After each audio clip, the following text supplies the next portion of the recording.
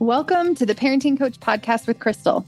Over 7 years ago, I felt like I was stuck in this cycle of yelling and reactivity in my parenting that I did not want to be in, but I didn't know how to get out of.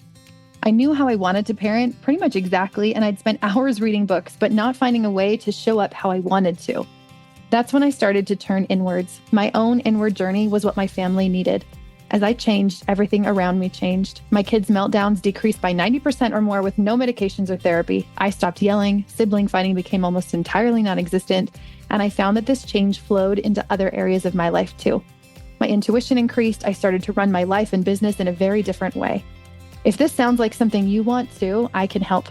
Join me each week as I share my journey, including the laughter, fun, hard times, and tears. Tune in for support, guidance, and fun conversations with my favorite experts, and really anything else that interests me too.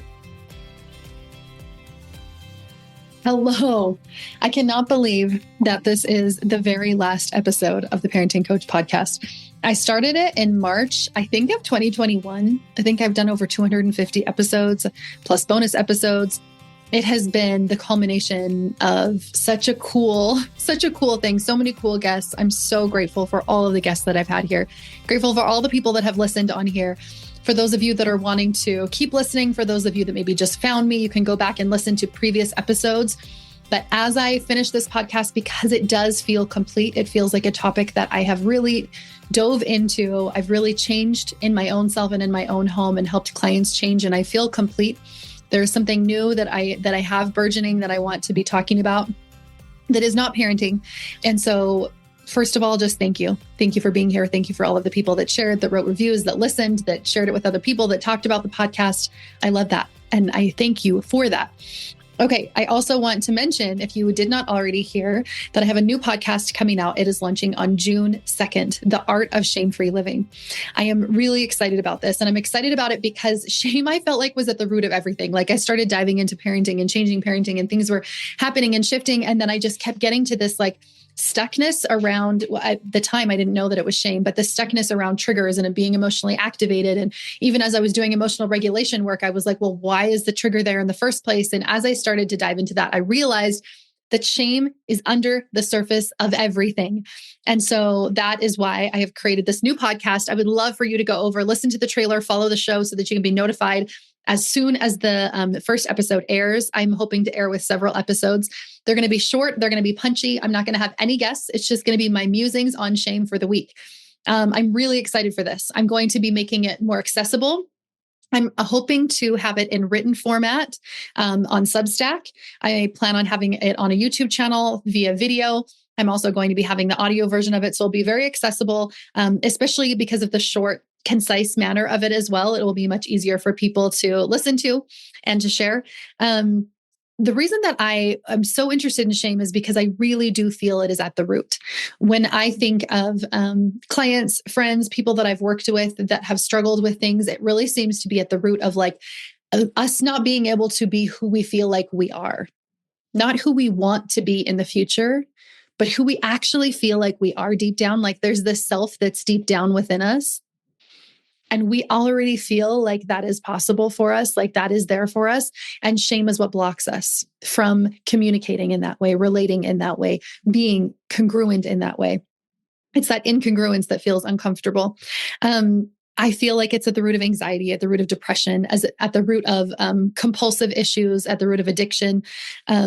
I think that it really is anything that feels incongruent in our life can be tied somehow to shame. And for me, shame is deep inadequacy. It's this deep feeling of failure about the self, not just something that I've done, but like me and who I am. And we all have it. I don't ask myself do I have it or not? I ask myself to show myself where it might be present in my life, where it might be hiding in the tiny little dark corners that I'm not necessarily seeing. So I'm very excited to have an outlet to talk about this topic that I think is so present and I think very misunderstood and very overlooked. Like, people don't really notice or see that it is present. And so I'm excited to have an outlet to talk about that. All right. So pop over there, make sure to follow, subscribe, all the things. Come see me over there. The other reason I really want to talk about shame is because it blocks us from the true change that we want. So if you feel like maybe You sometimes feel good about your body, but you sometimes don't. You sometimes feel like you're able to eat the way that you want to, and then you're sometimes not. Maybe you go through yo-yo dieting, lose weight, gain weight. Maybe in relationships, this looks like focusing a lot on communication patterns or things you're supposed to do or you're not do, or say the right things or not say the right things. And then it leads to working maybe for a while and then not working, and then connection and then disconnection. And it kind of, I find that if we're not getting to the root of shame, there's a lot of flip-flopping, whether this is in relationship with my body or relationship with money or a relationship with myself or with my partner. It doesn't stay consistent. It's definitely very flip-floppy because shame also needs to be addressed. So whatever modality you're using, whether it's therapy or coaching or a different kind of coaching or different modalities within therapy, it definitely needs to be addressing this in some way. And I find that when it doesn't, then that is what makes it ineffective. Over time, I'm just going to keep going back and forth instead of finding the thing that works more deeply, more fluidly, more permanently. I'm thinking about doing a live event, a full day live event in person here in Southern Alberta that will be all about shame from a spiritual angle. So we're going to be talking about spirituality within shame as well, but specifically for shame. We're going to be talking about how to find it in our life, how to notice where it's there. For us individually, well, it's going to be like a workshop style for the entire day. And we'll also be going through different processes to help process through it. So if you love what I talk about here on the podcast, you're going to love my new podcast episode and you're going to love this live event. So let me know if you're interested in coming to that live event. I'm hoping to make it very low cost, very accessible to all, and a full day thing. So hopefully we will see that soon. Name coming, date coming, all of the details coming later. So make sure you're subscribed to my new podcast so you can hear about that and find out about it and join us there. So this is my last episode, and I was kind of like dreading it because I'm like, I don't know what to say. This feels like it should be like potent, and I don't know, the culmination of all the things that I've talked about, and like, what do I want to share? And I feel like I've shared so much with you. I've shared my journey. I've shared how I've changed. You've probably heard my episodes and noticed that there's been even more changes since the changes that I first talked about in my episodes 1 through 4. And you can listen to those episodes and hear those changes and listen to the great things there. But what I thought I would leave with you today is just really practical tips. By practical, I mean actionable. I mean things that you can actually take home and do right now. As you're listening to this episode, as soon as this episode is done, you can take something and do something with it. That is what I love about life coaching. And I know that you can sometimes find this in other modalities as well, but I think life coaching is specifically good at actionable tips where you can take it home, where you can have your ideologies around things really shifted in a way that changes you immediately. So I'm going to tell you a bunch of them. I don't even know how many. I was going to number them, but I was like, I don't know. I might just talk about more. So that's what you're getting today, is just a whole jumble of all of the things that I think are the most important that I want to make sure that I really leave with you and be here with you. And if you're finding this podcast years later, make sure to find me on my new podcast as well. Okay. So one of the things that I thought was really cool in my healing journey was learning more about myself, learning more about me more deeply in a way that I didn't really know before. And there's a few different modalities that I use for this. Back in the day, like years ago, I've always loved to learn more about my personality. And so I would do like the color type or the like dress for your truth type or whatever, like all of those kind of personality type situations. I never really felt one where I was like, yes, this, like I really felt like it helped me or something until I found Enneagram. And Enneagram for me, there's 9 different Enneagram numbers. If you have never heard of it, it's ENNEAGRAM. If you have not heard that, I'll spell that out for you so you can go find it. You self-diagnose. So you read about the Enneagram numbers or types, and you can find which one feels like it resonates with you the most. There are free quizzes you can take online that can kind of help solidify that for you. But for the most part, it's a self-diagnosed type thing. Learning about me through Enneagram really helped me start to understand myself more and who I was and what I liked and disliked and why. And I did know those things. So it wasn't like it was new information, but what was new to me was the understanding of it's okay for me to be this way. We are all different. Diversity is what's beautiful about us. And I don't need to pretend that I'm not this way to fit in with society. I'll give you an example. I used to think that I was really flighty, really irresponsible, sometimes too much. I had too big of dreams or I had too big of ideas. Maybe I talked too fast. Maybe my personality was just too much. I am a 7 in the Enneagram types, and it's very adventurous and it's very spontaneous. And I don't know, it's a lot. There's much in there. And I was like, yeah, that is me. That is who I am. Instead of thinking that I should change that I should dumb it down a little bit, that I should quiet a little bit, that I should slow a little bit, that I should be something different than what I am. It helped me to just be more of myself and be more okay with myself. So if you're interested in Enneagram, maybe you already know your Enneagram type. I would love to hear from you. I would love to chat with you about your Enneagram. I changed my Instagram handle. So if you want to send me a message over there, it used to be the.parenting.coach, and it is now its.crystal, CRYSTAL.noel, Noelle. That's my middle name. Okay. So it's Crystal Noel. Go send me a message. We will chat about your Enneagram. But there's some cool things that I found recently about Enneagram. One is that they come from developmental patterns from childhood. And so if you look up your soul child number, once you figure out your Enneagram type, you can kind of figure out what core wounds happened in childhood and what your growth number is. And anyways, there's a lot of detail that you can go into an Enneagram apparently, and it is very awesome. But the gist of this is that learning more about me helped me be more okay with me. And the more me that I can bring to the world, the more healing that I bring to the world, the more love, the more light. And that is true for you as well. The more that you understand you, the more you're okay with you, the more the youest you that you can then be for the world is the change, is the healing, is the light, is the magic that you bring to the world. I love learning about human design. You've probably heard me talk about human design here before. I absolutely love it. I love learning what my kids' types are. I love learning about my type, what my partner's type is, and helping me relate to my kids and myself better. For instance, if you're a human design geek, you probably already know this. I'm a manifesting generator. Probably does not come as a surprise to you. I have a child who's a projector. We are very different. And so understanding the time and space that he needs, understanding to ask him and how he's doing, or ask him for his opinion, or make sure that he's getting that time and space away from others, has been really powerful for us. And so it's really shifted how I relate to my kids and to my partner. So that's a cool thing as well. Gene Keys, Gene, Keys has also been really cool. And so I'm sure that there will be more cool things in the future that I will find and discover. But I think the gist of it is that learning more about me has helped me be more me. And I think that that's my goal in the world, is to help me be more me and help you be more you, help everybody be more them, instead of us trying to be somebody else. That is what incongruence is. That's what leads to burnout and stress and overwhelm and all the things that we don't enjoy. Okay. Next one is play and rest. Both play and rest are just as needful, maybe even more so needful than the work times, and that they actually fuel efficiency and productivity in the work times. But if you're constantly stressing about work, thinking about work, overworking, and not leaving room for rest and play, you're actually going to be less productive and less efficient at work. One of the biggest productivity hacks is to allow yourself more play. Allow yourself more rest. Rest can be really uncomfortable. If you're listening to this and you're like, no, I don't believe that, you probably need it even more, because I definitely felt this way too. And I pushed myself to allow myself to rest more and more and more, allow myself to play more and more and more, even to the level of it being uncomfortable, until I got comfortable with it.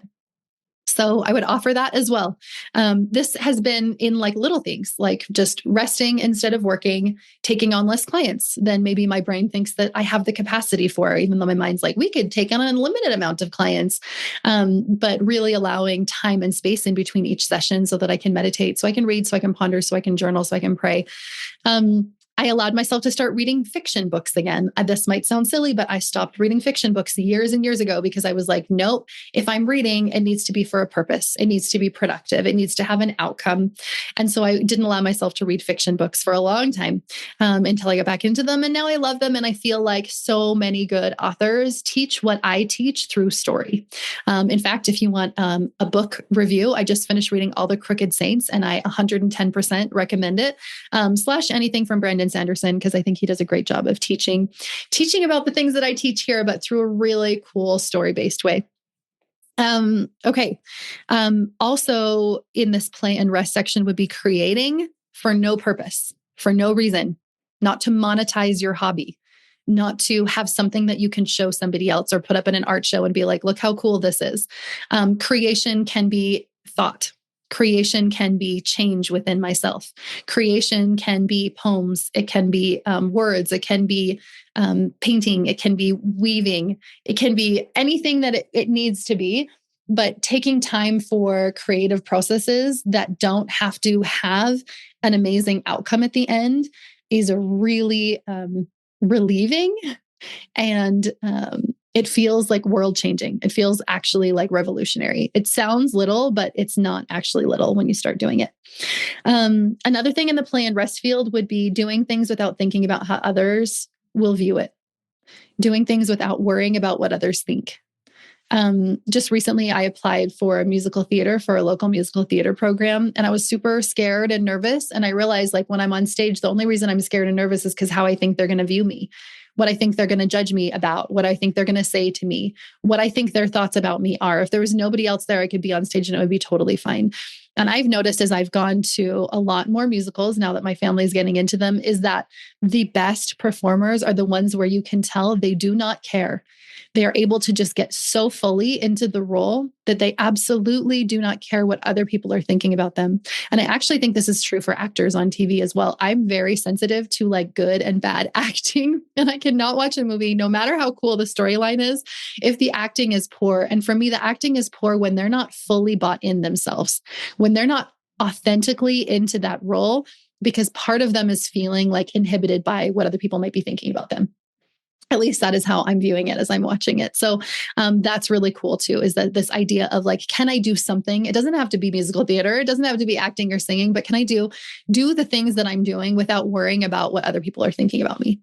Can I let them have their thoughts about me and be wrong about me and have different ideas about me and not even like me? Like, is that okay? Because really that's not our responsibility. That's not our business. That's not up to us. That's not in our zone of power. And it takes us out of our zone of power. Okay, next one is journaling daily. This has changed me hugely. Also, if you're an AI person, you can journal really cool things like Enneagram and human design and gene keys and ask it to help type you and ask it what that means for your relationship or for your business creation or for your career path. So we did this for my son, and I was like, wow, is this 110% cooler than like the ones that I took when I was in high school that was like, what should I be when I grow up? It was real cool. So journaling you can do with AI as well, but journaling is really cool. Some of the journaling questions that I like to do for myself, and this is journaling in the way of like helping me, again, understand myself and what's happening in my mind and my spirit more deeply, is how is this for my good? Or what is the gift here? Or how is this for me? Especially when things feel like they're absolutely not for me. That is when I ask these questions to really start to break my brain open a little bit. You can also do another little shadow work along the same line that is like, how is my defensiveness or my mistakes or my judgment of others or myself? Why is that a gift for me? Why was that a gift for me? Or why was that a gift for the world? Or what good possibly came from that? That will also be a brain-breaking exercise. Another one that I like to question is what's blocking me from receiving. So if I could receive anything I want into the world, if I'm into manifestation and creation, conscious creation, reception, what is blocking me from receiving more in my life? Because more is there. More is there for us always. Abundance is always there. Who do I want to be? Who do I feel like I want to be in the future? And what do I feel like is blocking me from that now? And I'll offer that I actually don't believe that it's like, I'm here at point A and I want to be at point B. I am who I am at point A and I have to change myself in all these ways to get to point B. I think it is more of remembering who I am at point A is who I am at point B, because point B is also within me. And that is actually more true to who I am. There's this true self within me. And it's more like digging out the holes, digging out the rocks that are covering up this depth of true self that I have within me than like trying to create a new self. If that makes sense. So instead of it like, what's blocking me from being who I want to be in the future? It's more of a like, who am I? Who am I truly? Who do I actually feel like I am deep down? And what's blocking me from showing up in that way today? Another one that I got from my friend and coach, Amber Smith, is wouldn't it be cool if ... That is such a fun journaling prompt. Wouldn't it be cool if I call it my magic list? I have a note on my phone called my magic list. If you ever want to read my phone, and it has really just like fun, cool ideas. Like, wouldn't it be really fun if I could go on a cruise and take my whole entire family? How cool would that be? And then they're just little fun things that I get to manifest or create or think about or make happen or just watch while they happen without me even thinking about it. What's coming up for me today is kind of an easy way to get there. Like that's just a simple, like what's coming up for me today and starting to write on it. And when I'm doing intuitive journaling, I'm looking for in depth. I'm looking to ask myself even deeper questions. So something will come up, I'll write it out. And then I'm going to ask myself, like, what's under that? What might be under that? Like, what's going on here? What's under the surface here? And so you can ask yourself some deepening questions as well. But I find that journaling daily has really helped me with congruence. Congruence being who I am, who I know I am, and how I show up in the world are the same. And now I'm really sensitive to congruence. In fact, I just had a conversation with someone today. And as soon as I was finished speaking with them, even in the middle of speaking with them, I could tell that there was a few things that I said that did not feel congruent.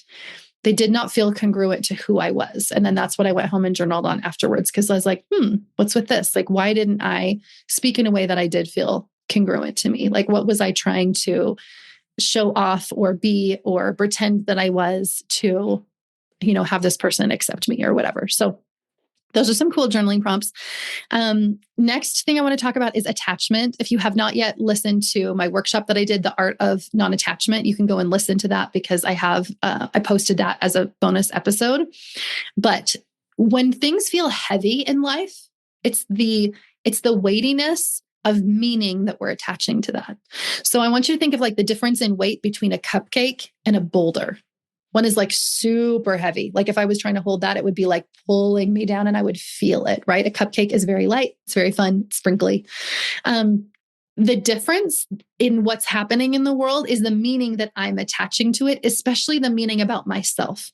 So if something is really bothering me about my husband, about my spouse, about my kids, about work, about a client that's not working out or money that's not coming in that's supposed to, or something that's happening in life that I feel like is not supposed to be happening, what meaning am I attaching to that thing, especially in correlation with the meaning of myself, the meaning about me that I'm attaching to it? That is the weight. And if you are feeling weighed down by something in your life right now, I would offer that that's a great journaling prompt too. What meaning am I attaching to this thing, to this relationship, to this situation, to this experience that I'm going through, and see the weight that you're putting on that thing versus something that might have a cupcake amount of weight, what we're thinking about over there.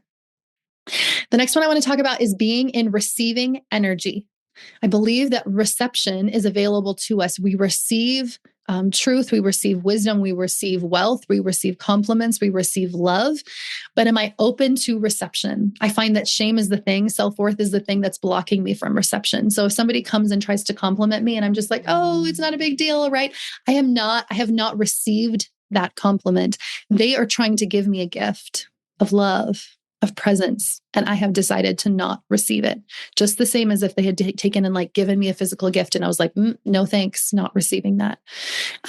Maybe it's love. Maybe somebody's trying to give you a hug. Maybe they're trying to send you love and you are not feeling the reception of that love. Maybe it's wealth. Someone's trying to pay for your coffee or pay for your dinner and you're like, nope, no thanks. Because you're not in that moment being in receiving energy. I actually think that as we practice receiving energy in any area of our lives, it opens us up to receive more wealth, more abundance, more love, more connection in all areas of our life. So that can be a really cool exercise to practice. It's something that I've given my clients recently is, can you just go a whole entire week and receive anything that's coming for you? Whether or not it's somebody trying to pay for something for you, giving you a compliment, sending you love. Notice, am I energetically receiving it? Or am I saying I'm receiving it, but I'm not actually feeling it or allowing the reception to land within myself? Okay. Another point is stillness and contemplation.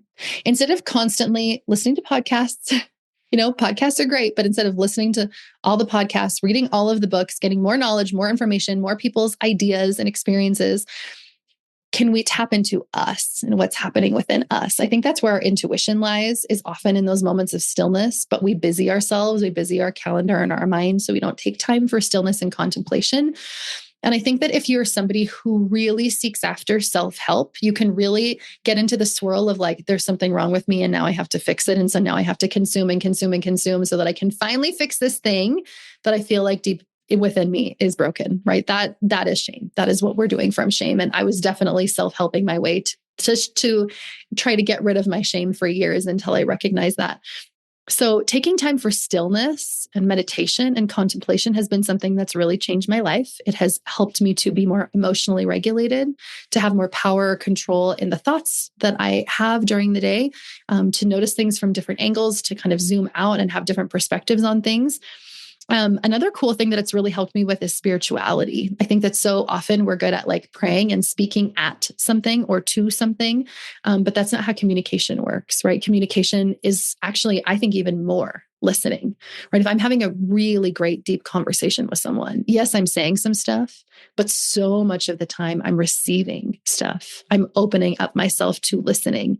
And I can't do that if I'm constantly the one that's speaking out at the world. So in spirituality, I think of that as well. My son has a friend who just recently converted from Buddhism to Christianity. And he was asking him, like, what do you think the difference is? And he said, well, in Christianity, if you're seeking for something, if you want, information or wisdom or whatever, you're going to go and read scripture. And in Buddhism, you're just going to go sit. You're just going to be. And you're just going to allow the wisdom to like well up within you. And that has been true for me as I've been able to spend much more time in contemplation, in stillness, in those moments of spirituality have been really key for my growth and change. Second to last thing that I'm going to say is trust. And I think this goes with intuition, this goes with stillness, but trusting in something that's greater than yourself and yourself. And maybe that they're the same thing. So whatever you believe in, I believe in God. I believe in both a mother God and a father God. And I believe they work in hand in the same capacity and at the same level and energy and power. But I want you to think about what you believe in, but something that is greater than yourself, universe, creator, a being that is out there, that is watchful. That is what we get to trust in. We get to trust that we are held, that there is a divine design, that there is a plan, that there is something out there for us, and that there's somebody there that we can lean into in safety and trust and security. And that for me has really changed not only my spirituality, but also my life and my access to intuition, because I believe that what's out there is also in here. You can't see me pointing because I'm pointing to my heart, but I will say it out loud, is also in my heart, is also in my soul. Thomas Merton calls this the God spark, the God that's within me that is connected to the God that's outside of me. And that is what resonates most with me, is that there is this connection between something that's bigger and outside of myself that's also within me. And that has helped my intuition as well, because those thoughts and ideas that are mine are also wise, are also divine, because there's a God within me and a God outside of me, and they are connected. Okay. The last tiny little clip that I'll leave with you is this. Healing is remembering. Healing is not believing that I'm broken and now I need to fix myself. How can I go find a way to fix myself? But it's remembering my value, my truth. It's remembering my wholeness that's within me. And the more that I can be reminded of that, that is what healing is. That's what healing does for generations to come. But I also think of healing as healing past generations. I think that we heal our parents, our grandparents, our great-grandparents, our great-great-grandparents as we take up the call for healing, and that healing being a reminder. I lied. There's one more. I've shared this before, but it's really important. There is no hierarchy of humanity. There is no better than and less than. There is no, because I have wealth or power or fame, I'm better than you, or you're better than me. And I want to offer that we actually do this subconsciously all the time. That is why it's uncomfortable for us to meet our heroes, people that we really look up to, because we're like, oh, they're so cool. They're so cool in a way that I feel like I'm not. That's why it's uncomfortable for us to connect with people that are in different socioeconomic statuses as we are. Because again, we're feeling like maybe they're better than, or maybe they're less than. And again, this is not conscious. When I'm talking about shame and what I'm going to talk about in my new podcast, so much of it is happening on a deeper level than what I'm consciously aware of, but you can find out. You can ask yourself, what is uncomfortable about this moment for me? Why did I behave that way around that person that I just met? What is bothering me so much about this? And so often for me, I've noticed like, oh, I'm doing that thing again. I'm putting myself on a pedestal or I'm putting myself below the pedestal, the greater than, less than thing. That is shame. So there is no hierarchy of humanity. It is all equal. And the more that we can understand that and believe that, the more that we can bring healing to the world. You are your answer. You have the answers within you. You have wisdom within you. You have healing within you. If you feel complete from listening to me in these last 270 or whatever episodes, then take that and go forward and move forward and do your thing. If you feel like there is more that you want to learn, more that you want to grow with me, come meet me over at the Art of Shame-Free Living. But just know that you have wholeness within you. And if you don't remember, ask yourself that. Is there wholeness within me? Is there a space within me that feels whole, that feels unbroken, that feels infinite, that feels big? Anna, in the Book of Longings by Sue Monk Kidd, says, bless the largeness that is within me. And for me, I feel like that's spiritual wholeness, that's aliveness, that's our worth, that's our value. And that is unchanging.